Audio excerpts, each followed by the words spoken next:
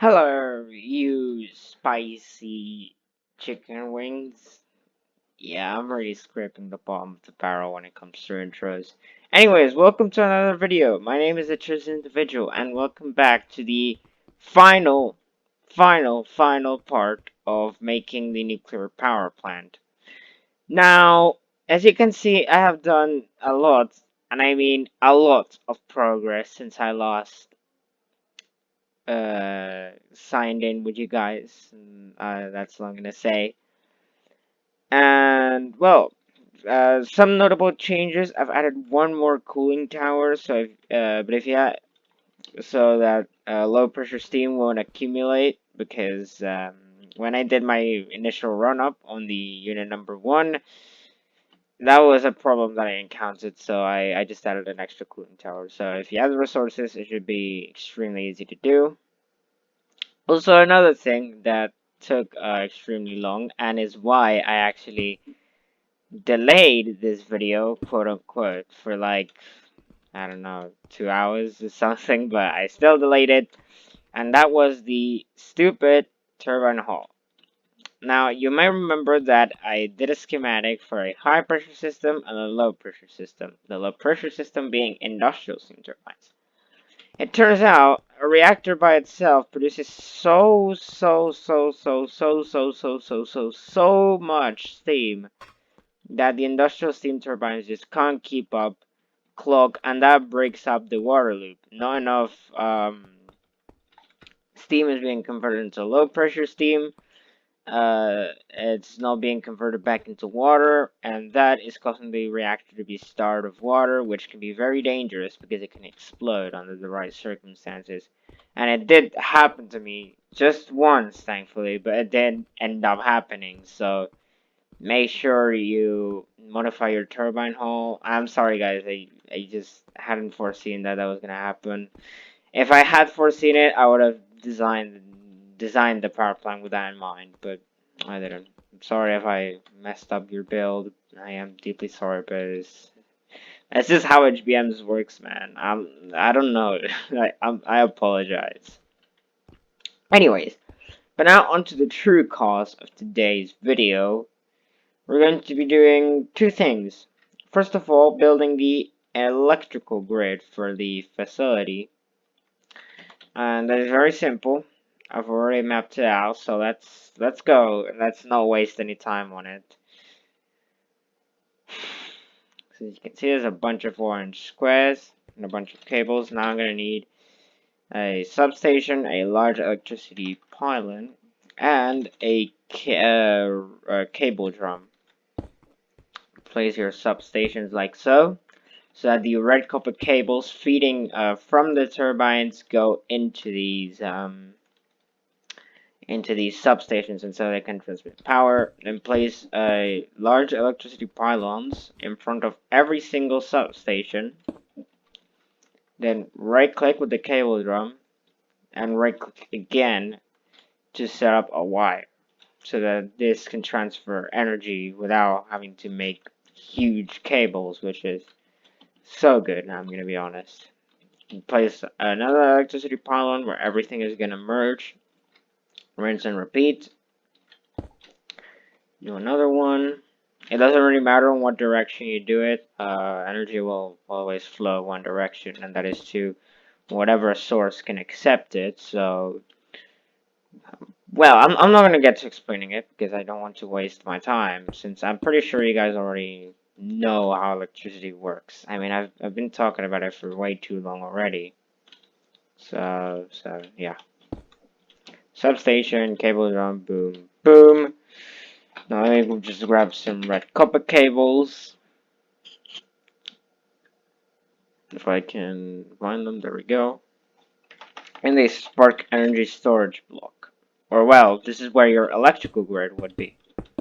Just place it here, and boom.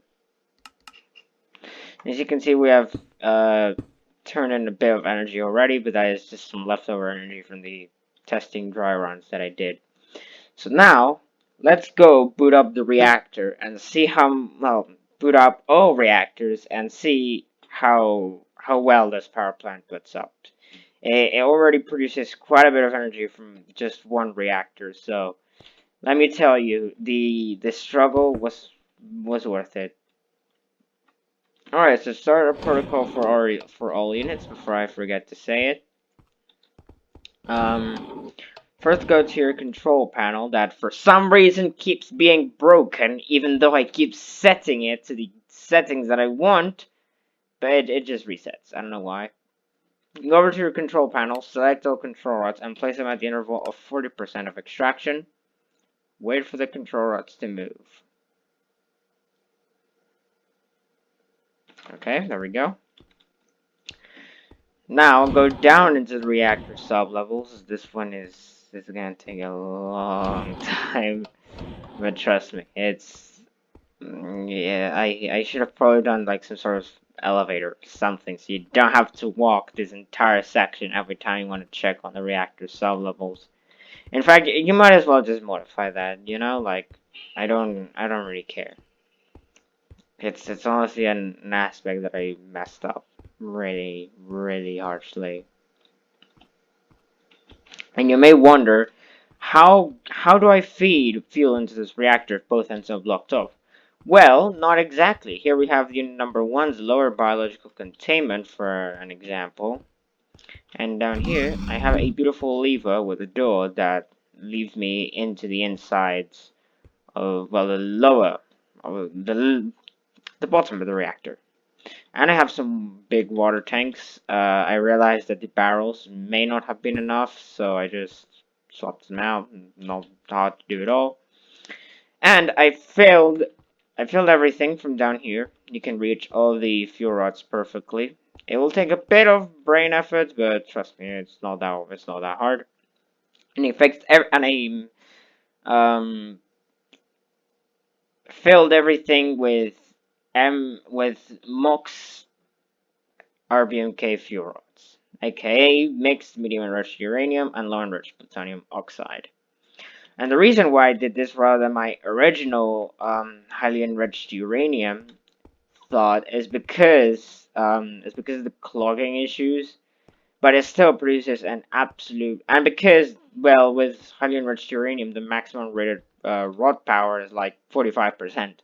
If you pull the rods any more than that, the reactor would explode. So yeah, it's another decision.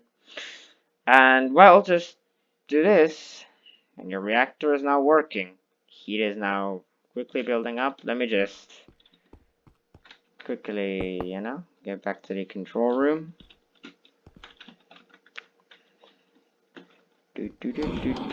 I hope my recording software is recording what I want, because 9 out of 10 it just records some other random tab that I have open. But yeah, as you can see, temperature should stagnate around 600 degrees because I have the compressor set to ultra dense steam.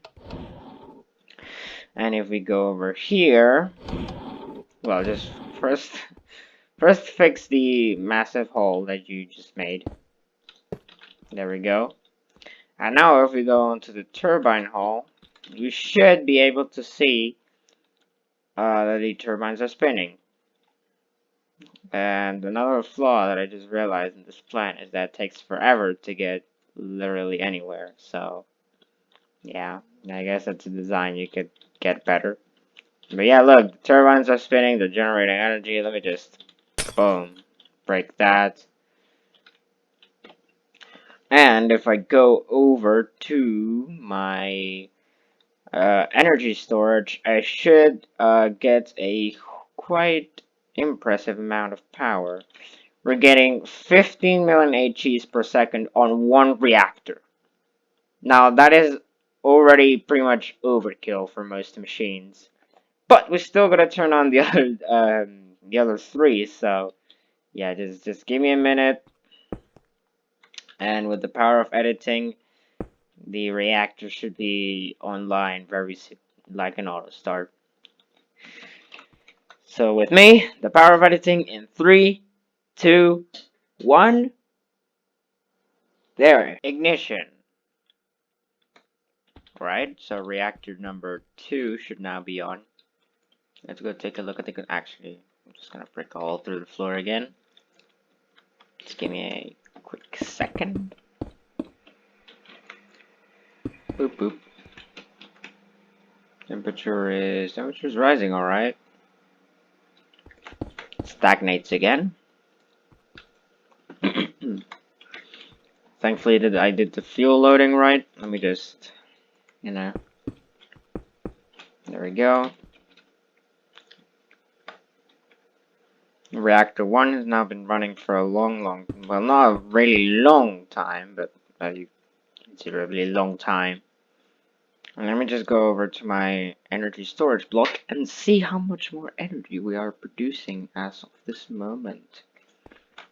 We're now producing 29.9 million HEs per second. Oh god, and there's still 2 reactors left to ignite. So let me ignite reactor 3, and I'll get back to you with the final,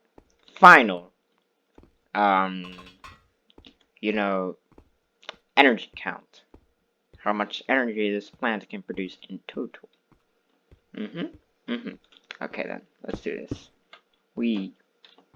Alright, the door's on the other side. Wait, no, I'm not supposed to be here. I'm supposed to be down here. There we go.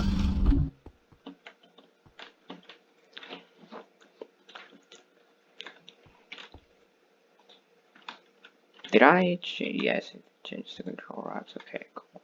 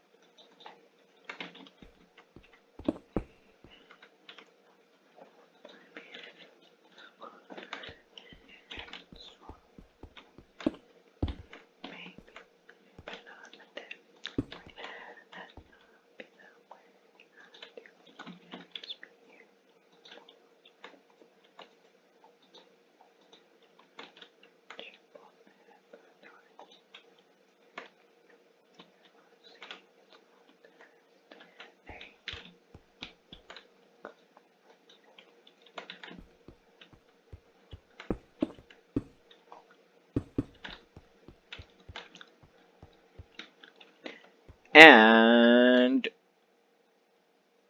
ignition. Oh no, I'm getting burnt. Okay. So now heat is also quickly rising within the final unit. Let me just, there we go. Temperature is rising to 600 degrees. Keep in mind that for the type of steam that I'm using, which is ultra-dense steam, you cannot make the temperature go below 600 degrees. Because otherwise, it just won't produce any power. Literally, like, it'll work, it'll still expend fuel, and it will still generate heat. But, oh, we got a problem. Okay, scram. Got a problem with the boilers. Wonder what it could be, I'm actually not sure. These tanks are empty, which is telltale, but what about the turret? I'm pretty sure I broke something.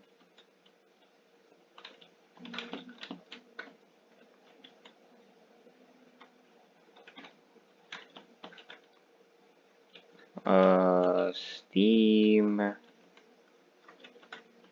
Then steam. Oh, this wasn't set correctly. Ah, there we go. Idiot. But yeah, now all of the units should be well, I still gotta reignite unit 3 because I scrammed it for safety purposes. I wish there was a way to make like an auto scram in this game. Oh, there's also some compressors that are set to normal steam. That is very dangerous, actually. And I don't know which ones. Well, it's in this initial phase that you figure out what the issues are. And that's why you should always test your reactors in creative before you actually make them, you know what I mean? Like, yeah, you know what I mean. Anyways, let's just figure out. There we go. There we go. There we go. It should be, I think, here as well. To Dune. There we go. Set that all to Steam. If you don't, if you try to just leave it like that, oh my god, because we won't have concrete. If you try to just leave it like that, pressure will get too high and it will explode on you. So yeah, make sure you don't do that. Make sure you don't be a lazy freak like me. Okay, now all the boilers are functioning to the maximum extent. I have forgotten to finish some of the biological shields. Let me just do that quick. Here we go. Reignite reactor number 3. Yeah, hold on. I'm gonna search for the MEP fuel. There we go. Oh, are the control rods? No, they're down. Why? 40. Come on. Oh, they were already moving. Huh, strange. Well, let's go down here, reignite the reactor. Make sure to always do it in the middle so as to avoid neutron imbalances. It has freaked out many reactors that I've done in the past.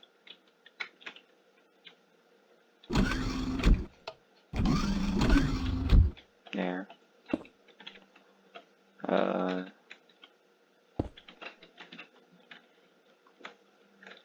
And now temperature stagnates and we have more energy production. So let me just, now that all the reactors are online, let me just go and see how much energy we are producing in Togo. Hopefully none of them explodes while I'm not paying attention. Well, apparently I didn't need that many cooling towers to begin with. But okay. We have a grand total of 44 million HEs per second. So, yeah, guys, I think I'm gonna leave it off here. I'm gonna this time try, I mean, really try to go back to more digestible videos. It's what I said after the fuel reprocessing video, but now I am taking it a bit more to heart since I'm already starting to get a bit burned out from working so much. But don't worry, more videos will be coming soon. I have plans for an automatic cryogel and coolant production plant, so let me know your thoughts about that in the comments down below. And I also have some plans for a multi-factory for early game components. So yeah. Let me know if you would want to see those videos. I hope that they are shorter and much less problematic than this huge dumpster fire. So yeah, thank you to all the guys in the Discord for joining. Basically, thank you for existing. Remember to join the Discord if you want to talk with me on a day-to-day basis. If you want to chat with me and chill out and find out about future videos. I also make announcements there because it's much more effective. So yeah.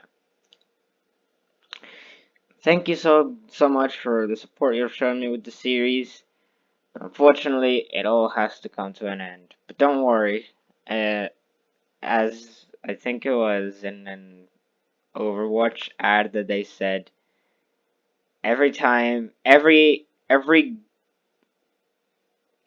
great travesty has to end, but a bigger one is right around the corner. So let's hope that bigger one doesn't rear its ugly head soon, but if it does, then I'll have to work on it. So yeah, this has been the chosen individual. An absolute honor to have been working with you in this project. And remember to join my Discord, leave a like, and subscribe if you enjoyed, because these types of videos take. If initially I thought this was going to take me forever, I might have underestimated it. So yeah, it's been the chosen individual, and I'll see you next time. Peace out, gamers.